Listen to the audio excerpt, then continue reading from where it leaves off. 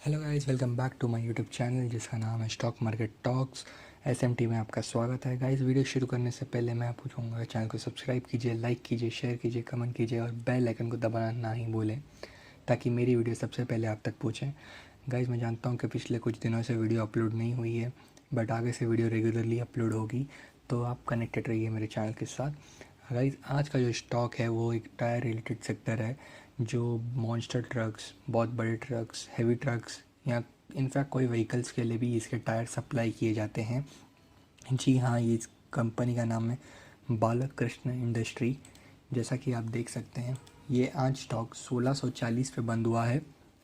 Guys, पिछले ये कुछ दिनों से स्टॉक इसी रेंज में घूम रहा है, 1550 से लेकर 1650 के बीच। आज मैं आपको बताऊंगा कि स्टॉक में अगर आपको इन्वेस्ट करना चाहिए, शॉर्ट टर्म के लिए भी या लॉन्ग टर्म के लिए भी, दोनों के लिए। गाइस, सबसे पहले तो हम इसका देखेंगे डिविडेंड देती है क्या नहीं कंपनी। जी हाँ, 1.71% का डिविडेंड देती है ये कंपनी, जैसा कि आप देख सकते हैं डिविडेंड यील्ड। इसके बाद हम देखेंगे इसका मार्केट कैपिटल 316.28 बिलियन का है इसका मार्केट कैपिटल।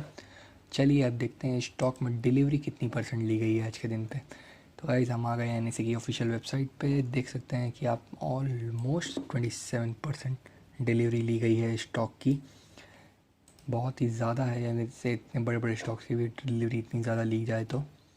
चलिए अब इसके बाद हम देखते हैं क्या इस स्टॉक ने अभी रिसेंटली इसके लास्ट क्वार्टर में डिविडेंड दिया था।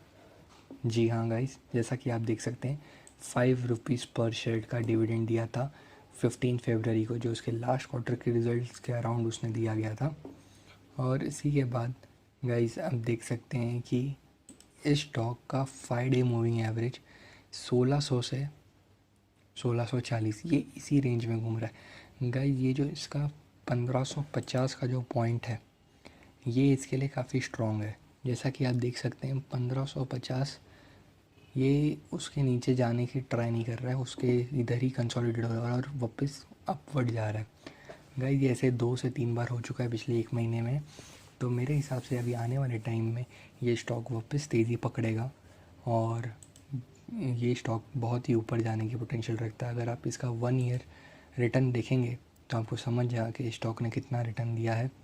ये देखिए, अगर आपने 1 ईयर पहले इन्वेस्ट किया होता इस पॉइंट पे तो अभी आप कितने प्रॉफिट में होते? ऑलमोस्ट 115%, यानी डबल से भी ज़्यादा। ये होता है लॉन्ग टर्म इन्वेस्टमेंट का फ़ायदा। चलिए अगर आप 1 मंथ देखते हैं शॉर्ट टर्म में देखिए कुछ ज़्यादा कुछ खास नहीं लगा। इससे ज़्यादा तो इंट्राडे में लोग निकाल लेंगे। आप इससे ज़्यादा इंट्राडे में कमा सकते हैं। जैसे सिर्फ 1%, 2% भी मैं पकड़ लूँ तो कोई ख़ास बात नहीं। इतना तो उसका डेली का अप एंड डाउन मूवमेंट है। देख सकते हैं कि आज उसका डे हाई 1655 है, लो 1620 है। तो गाइस, इतना कुछ है नहीं। ये शॉर्ट टर्म्स को इतना अच्छा बेनिफिट मिलता नहीं है जो इतना लॉन्ग टर्म्स वालों को मिलता है। इसलिए मैं कहता हूँ कि लॉन्ग टर्म इन्वेस्टमेंट कीजिए और इसी तरह बड़े बड़े प्रॉफिट्स का मज़ा लीजिए। गाइस, इसके बाद अब हम आ जाते हैं इसके फाइनेंशियल रिपोर्ट पे जो मैंने इनके लास्ट क्वार्टर की मिली थी मुझे। तो गाइस, जैसा कि देख सकते हैं ये जो भी फिगर्स हैं ये सब लैक्स में हैं। तो सबसे पहले तो हम बेसिकली इनकी रेवेन्यू देखेंगे 157876, जो इनके बैक टू बैक क्वार्टर में थी और अब रिसेंट क्वार्टर में वो हो गई है 150455 लैक्स। तो हम देखेंगे तो रेवेन्यू तो घटी है गाइस। अगर आप कंपेयर करेंगे क्वार्टर ऑन क्वार्टर तो रेवेन्यू घट गई है, थोड़ी सी घटी है, बट इससे नेट प्रॉफिट पे असर होने वाला है ऐसा मुझे लगता है। फिर भी आप हम नीचे जाके देखेंगे तो हम देख सकते हैं कि टोटल एक्सपेंसेस की ओर बढ़ेंगे तो देखेंगे 114,663, यानी कि 1,14,663 लाख रुपयों का एक्सपेंस था पिछले क्वार्टर में, जो इस क्वार्टर में 1,13,180 करोड़ का एक्सपेंस हो गया। जो एक्सपेंस तो घटा है, अगर रेवेन्यू घटा तो एक्सपेंस भी थोड़ा बहुत कंपनी ने कट ऑफ किया है, जो बहुत ही अच्छी बात है। चलिए अब देखते हैं इसका प्रॉफिट बिफोर टैक्स।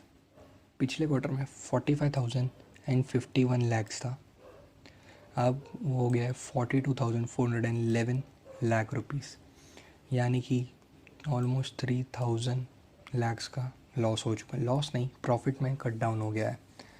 तो अगर हम इसका फाइनल देखेंगे कि फ़ाइनल टैक्स के बाद कितना बचता है, तो ये रहा फाइनल है 33,948 लैक्स, यानी कि 34,000 लाख रुपीज़ का प्रॉफिट था पिछले क्वार्टर में। और उसके बाद अब हुआ है 32,189, यानी कि 32,200 पकड़ लेते हैं हम। तो ऑलमोस्ट 1800 लाख का लॉस हुआ है कंपनी को क्वार्टर ऑन क्वार्टर। लेकिन अगर यही हम ईयर ऑन ईयर मैच करेंगे तो कंपनी ऑलमोस्ट 1000 लाख ऊपर चल रही है, जो बहुत ही अच्छी बात है। मतलब 10 करोड़ के आसपास ऊपर है कंपनी। तो मैं यही कहूँगा गाइस, इसके अलावा हम इसका एक ये टेक्निकल चार्ट भी देखेंगे कि ये इसका आज का चार्ट है कि कंपनी कैसे कहाँ खुली और कैसे नीचे गई, यहाँ ऊपर गई, और आने वाले टाइम में क्या हो सकता है। सबसे पहले तो मैं आपको इधर एक लेवल मार्क करवाना चाहूँगा, जो वो होगा इधर 25 के आसपास है। ये लाइन मैंने इसलिए बनाई है ताकि मैं बता सकूँ उसके बाद में आपको कि ये स्टॉक आज इंट्राडे सेशन में इसके नीचे बॉटम नहीं गया, यानी कि ये इसका स्ट्रॉन्ग पॉइंट था कि यहाँ से वो रिवर्स अप गया, फिर उसके बाद ये ऊपर ही जाके कंसोलिडेट होके बंद हो गया। जैसा कि आप जानते हैं कि ओपनिंग इसने एकदम दमदार की 55 के आसपास, फिर उसके बाद जो ये गिरने लगा तो अराउंड 20 के आसपास आके रुका, और फिर 20 के बाद 25 तक काफ़ी टाइम तक 25 टू वो 30 के आसपास ये बहुत टाइम घूमा गाइस, 30 के आसपास बहुत टाइम तक घूमा।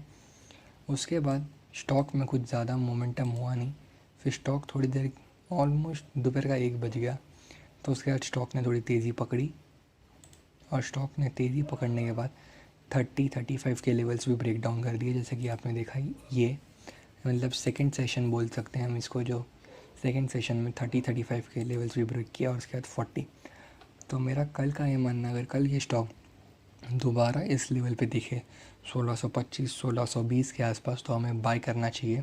बाय ऑन डिप्स की रणनीति यूज़ करेंगे हम, और इंट्राडे सेशन के लिए 1640 से 50 कल के भी टारगेट हो, और कल का सेकंड टारगेट होगा 1650 से 1660, ये सेकंड टारगेट होगा मेरा।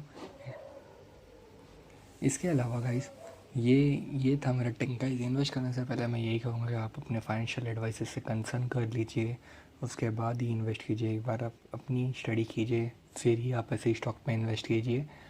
और वीडियो यहीं मैं ख़त्म करना चाहूँगा। थैंक यू फॉर वॉचिंग, और please subscribe to my channel.